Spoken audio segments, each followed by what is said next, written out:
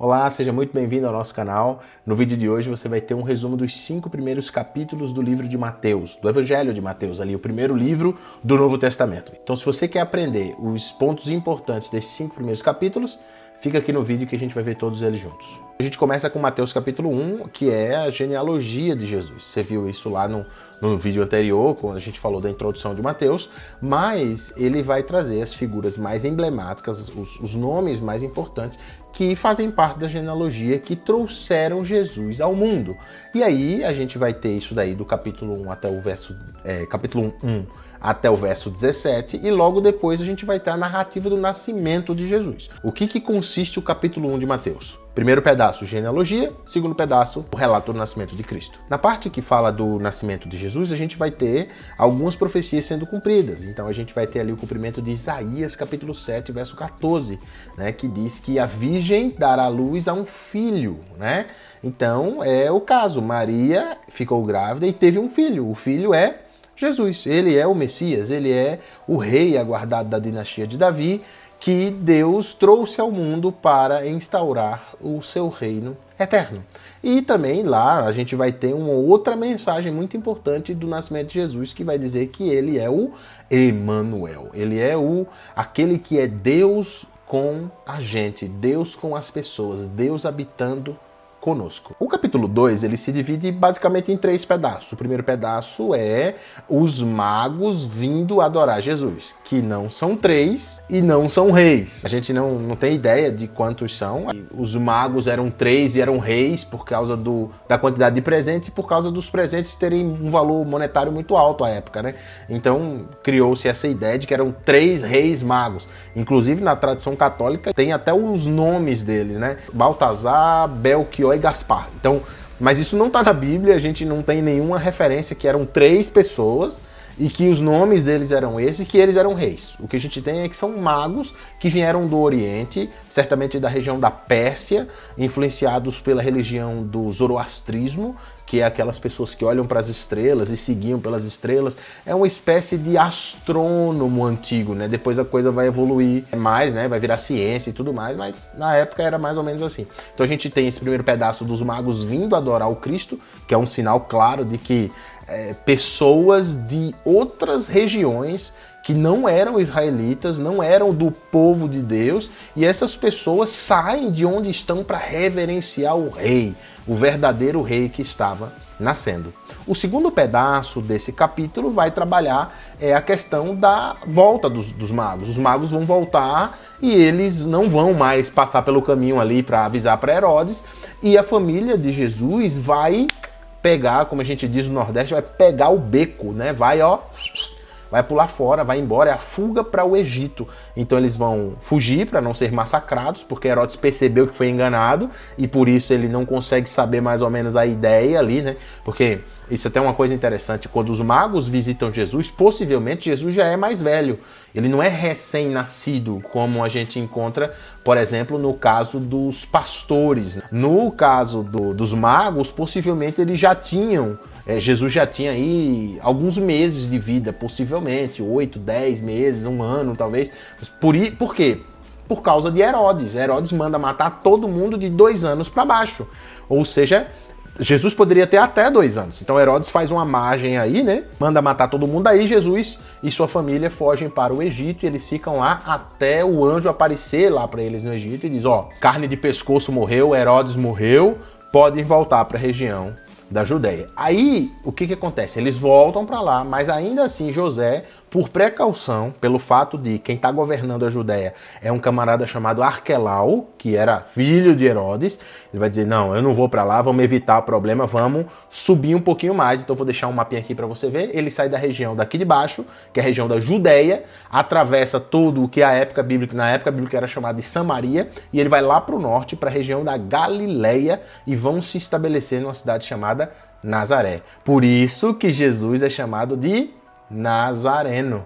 E aí cumpre-se outra profecia, né? Possivelmente um trocadilho ali com a palavrinha hebraica lá de Isaías capítulo 11, quando ele diz que da raiz de Jessé, do rebento de Jessé, do tronco de Jessé vai sair, né, um renovo e tal. Isaías capítulo 11, esse texto que está aqui, Nazaré, essa palavrinha hebraica, Netzeret, é uma palavra que vai trazer essa ideia de rebento, né? Daquela coisa. Então possivelmente um trocadilho aí do hebraico, por isso que o Mateus vai dizer, ele foi para lá e se cumpriu o que estava escrito, que do rebento de Jessé ia nascer um renovo, né? Então eles vão para o norte, lá para a região da Galileia, se instalam numa cidadezinha minúscula chamada Nazaré, que ficava anexa a uma cidade chamada Séforis, que era, se Séforis era pequena, Nazaré era menor ainda, né? E lá é que Jesus vai ter toda a sua infância. Então a gente vai ter uma lacuna aí agora,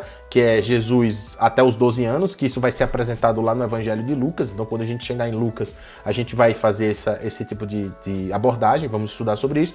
Mas aí vai ter um vácuo entre os 12 anos de Jesus e a idade adulta. Mateus corta fora tudo isso e ele vai direto para quando Jesus já tinha 30 anos, que é quando ele vai ser apresentado lá no capítulo 3, ele vai se apresentar a João para ser batizado no Rio Jordão.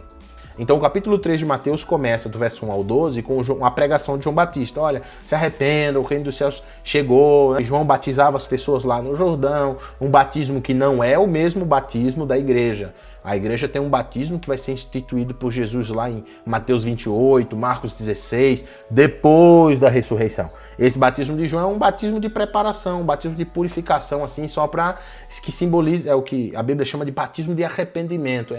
É um símbolo para mostrar que a pessoa quer mudar de vida, que a pessoa quer começar de novo, né? Diferente do batismo no Novo Testamento, que tem um caráter salvífico, né? Tem um caráter de arrependimento, de perdão de pecado, de receber Espírito Santo. O batismo de João não tem nada a ver com isso. O batismo de João é um batismo de recomeço, de arrependimento. Então, o João começa ali, os primeiros 12 versículos do capítulo 3 falando sobre o ministério do João Batista, e logo depois Jesus vai chegar para ser batizado. Aí o texto é meio emblemático, Jesus diz que vai ser batizado, aí João diz, tá doido? Claro que não, eu não sou digno nem de tirar da tua sandália, quanto mais te batizar. E Jesus, não, você tem que me batizar para que se cumpra toda a justiça. Essa frase é um pouco difícil de ser interpretada, mas a ideia é que Jesus tem um plano, Deus tem um plano, que é que Jesus sempre, em tudo que ele vai fazer, e vai pedir para que os outros façam, para que eles tenham sido exemplo sempre, né? Então, Jesus, ele vai ser batizado e deixa esse exemplo. Por quê? Porque depois ele ia pedir para que alguém fosse batizado em nome dele. Então, ele começa dando o exemplo. E aí, no momento do batismo, a gente tem aquela cena maravilhosa, que é uma cena que mostra pra gente a Trindade. O Filho sendo batizado, o Espírito descendo sobre ele e o Pai nos céus dizendo, esse é o meu Filho, em quem eu me alegro, em quem eu me comprazo. Então, aí a gente vai finalizar Mateus capítulo 3 com esse momento. A gente entra no capítulo 4 e aí Mateus já vai dando um dinamismo na coisa. Jesus sai de lá e vai direto ser tentado por Satanás no deserto. Então ele vai ser batizado, o Espírito vai revesti-lo, ele começa publicamente o seu ministério com 30 anos, que era a idade que os rabinos poderiam começar a ter discípulos, era com 30 anos, então por isso essa data não é coincidência, Jesus espera até os 30 anos para que ele pudesse entrar dentro do jogo, né, da época ali, né? Então ele é batizado, começa o seu ministério e aí agora ele vai, a primeira etapa ali dele é ser tentado por Satanás no deserto. Aí a gente começa o capítulo 4. Antes da gente continuar com os outros capítulos, deixa teu like aqui, curte, por favor, comenta, compartilha esse vídeo, se inscreve no nosso canal. Se você acha que quer nos apoiar ainda mais, seja membro, vai ser muito melhor ainda, né? Se você for membro do nosso canal, vai nos ajudar bastante, mas só o teu like, a tua inscriçãozinha, se você compartilhar com alguém, já vai nos ajudar demais, tá bom? Vamos continuar. O capítulo 4 ele é bem simples, é dividido em 2 grandes pedaços, se a gente pode pensar desse jeito. O primeiro pedaço é Jesus indo ao deserto ser tentado por Satanás. Jesus vai ao deserto, o texto de Marcos diz que o Espírito levou Jesus, ele vai até o deserto, vai ser tentado por Satanás, aquela tentação que a gente conhece, olha, transforma isso aí, se você é filho de Deus, em pão, né? Você tá morrendo de fome aí, tá em jejum, você não é o filho de Deus, então se atira daqui que os anjos vão te salvar. Então Satanás usa lá o Antigo Testamento, os Salmos, aquela coisa toda, e Jesus rebate com muita veemência, dizendo, não, Deus, não tenta Deus, sai daqui, né? E no final, Jesus triunfa sobre aquela tentação, Satanás vai embora, o texto de Marcos é maravilhoso, vai dizer que os anjos vieram servir Jesus e ele estava com as feras ali no deserto, e no final das contas ele sai e começa o seu ministério público. A partir do batismo, veio a tentação, ele sai dali e começa a chamar os primeiros discípulos. A gente vai ver isso lá nos versos 18 a 22. Ele chama ali os seus pescadores, né? Olha, vocês vão ser pescadores de gente agora. Abandone isso daí, vamos embora, que a gente vai começar a fazer o trabalho, né? Eu tô aqui para fazer o que meu pai mandou eu fazer.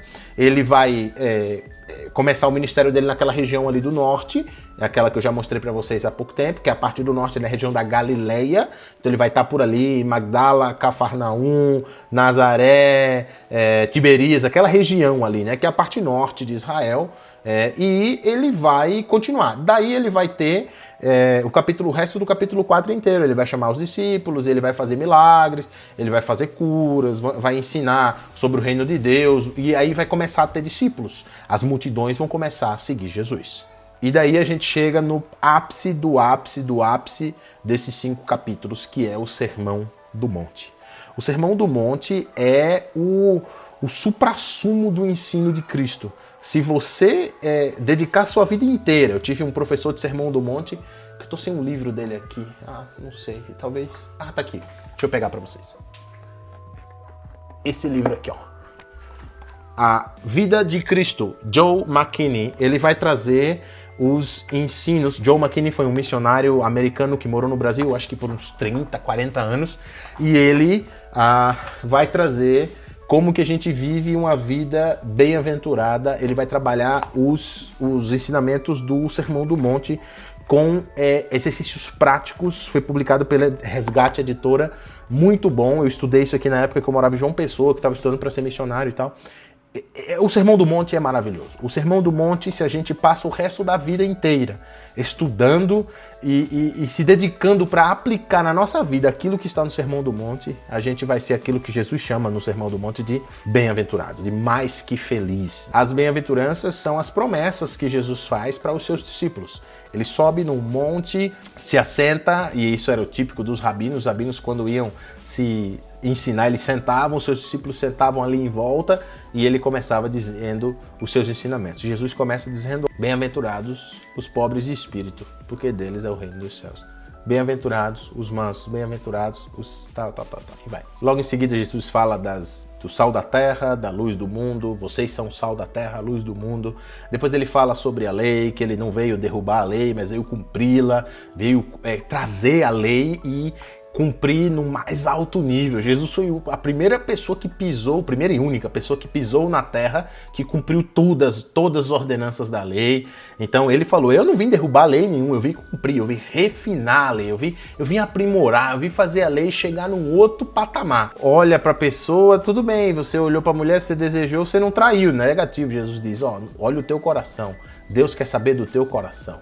Então ele leva a lei para um nível altíssimo. Ele vai dizer: os meus discípulos têm que caminhar por essa régua, têm que ir por esse caminho. Ele vai falar sobre: você ouviu o que foi dito, né? Mas eu digo. Isso é um contraste. Algumas partes estava escrito mesmo na Bíblia, outras partes não. Outras partes eram do que estava presente na tradição. Por isso que às vezes você fala assim: mas peraí, ouviste o que foi dito? Onde é que está escrito isso? Não está escrito em lugar nenhum. Algumas quebras que Jesus faz é com a lei que estava lá atrás, ele refina a lei, e outras vezes ele está combatendo a tradição rabínica. Esse bloco de textos do Sermão do Monte vai falar sobre a ética do reino de Deus. Como que a gente vive como cidadãos dos céus? Como é que vive um verdadeiro discípulo de Jesus? Quem são essas pessoas? Onde vivem, né? O que fazem, né? Como dizia o Globo Repórter, isso é o Sermão do Monte. São pessoas que dão a cara do outro lado para apanhar, são pessoas pacificadoras, são pessoas que amam o próximo, são pessoas que não adulteram, são pessoas que não cobiçam a mulher do próximo, são pessoas que vivem de maneira diferenciada no mundo, que faz o mundo, que dá sabor ao mundo e que impede que o mundo se apodreça e se escureça, que o mundo entre num caminho de escuridão perpétua. Somos nós, os discípulos de Cristo, aqueles que são sal da terra e a luz do mundo. Então, no Sermão do Monte, a gente encontra o suprassumo dos ensinos de Cristo, daquilo que ele exige que os seus discípulos tenham. Então, nesses primeiros 5 capítulos de Mateus, a gente consegue ver algumas coisas. Primeiro, da onde Jesus veio, o que ele está cumprindo como promessa, quem é Jesus, como ele age e, por fim, como ele quer que a gente haja, os seus discípulos, como é que ele quer que os seus discípulos vivam. Resumindo, é isso que a gente tem de Mateus capítulo 1 até o capítulo 5. No próximo domingo a gente vai ter a continuação, depois de Mateus 6 para frente, e quarta-feira tem vídeo também aqui, todo domingo e toda quarta. Se Deus quiser, se Deus der vida, der misericórdia e der graça pra gente, a gente continua. Obrigado por ter assistido até aqui, Deus te abençoe, não esquece de se inscrever, curtir aqui, um abraço forte, valeu!